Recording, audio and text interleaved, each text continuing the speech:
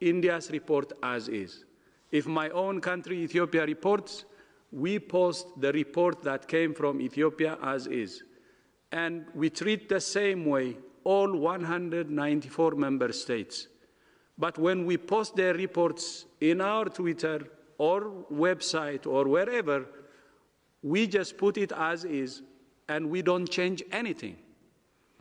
But at the same time, if we have some differences with what is reported, as what Dr. Maria Van Kerkhove said, the same day or before even January 14, we can say it. And before January 13, Dr. Maria Van Kerkhove and other colleagues were saying there is a likelihood of human-to-human transmission. But not only that, even on January 14th, Dr. Maria Van Kerkhove and other colleagues were briefing journalists, and they said there is a likelihood of human-to-human transmission. And our guidance reflected all that. And then when China officially reported that it discovered human-to-human transmission, I don't remember the date, was it January 22? On January 22, we just reported again exactly as we received it from China. So that's a normal procedure. And we do it for any country. But that doesn't mean that we accept or not. And we express our own opinion. And the 14th January press conference was carried by many of the major media, including the Reuters, expressing the likelihood of human-to-human transmission. But the most important thing is our guidances before, during 14 January, and after actually included the likelihood of human-to-human transmission that helped countries to prepare. So we want you to have the full picture. And thank you for asking that question. Namaste.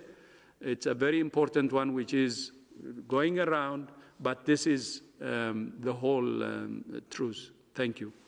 Yes, and just to supplement again, the DG, again to clarify that WHO has no special powers of investigation or deployment. Every time, and there are thousands of these events every year all around the world, where we're picking up signals, we seek to verify the existence of an epidemic with the country, we seek further information.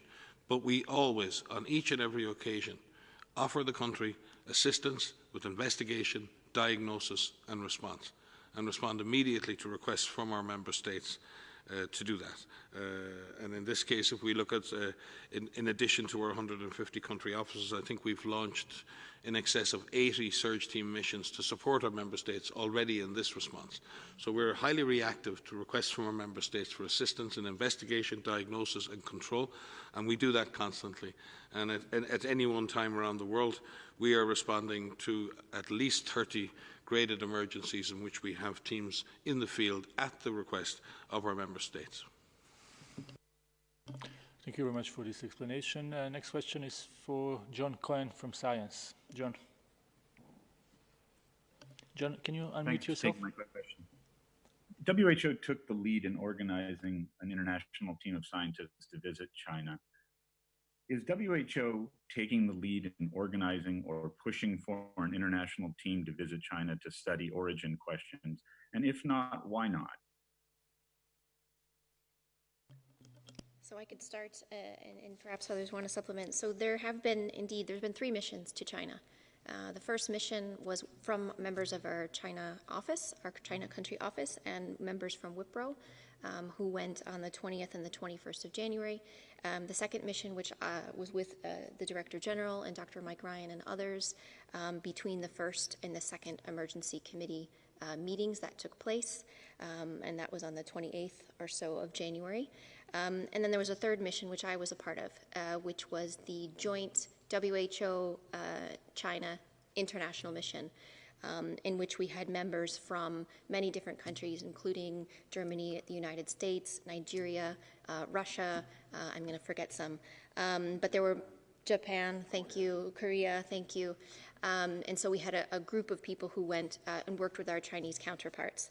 And through those 2 weeks that we were there, we came up with a number of recommendations for China itself, for the rest of the world, for the international community. That report is online. It remains online. It was published very soon after we came back. One of the recommendations, among many, for China was to look at what is the zoonotic source of this outbreak. The public health importance of this is critical because without knowing where the animal origin is, it's difficult for us to attempt to prevent this from happening again. This happens with all emerging pathogens because most emerging pathogens come from animals.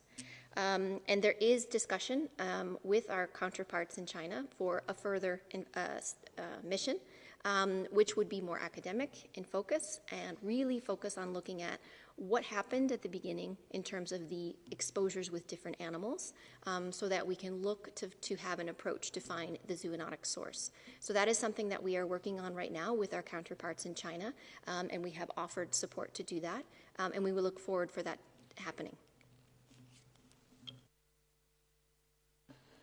Thank you very much, Dr. Van Kerkhove. Next question comes from Pearl from Open Parliament. Pearl, can you hear us? Let me try one more time. Pearl from Open Parliament, you would need to unmute yourself. Yes, thank you very much for your availability and inviting me to today's briefing, Dr. Tedros. I appreciate that. So, for the benefit of millions of people who live in autocratic WHO member states and where the democratic space is shrinking for the negative effects of COVID-19, can you share clear data-driven response in terms of lower respiratory infections being ranked second after HIV and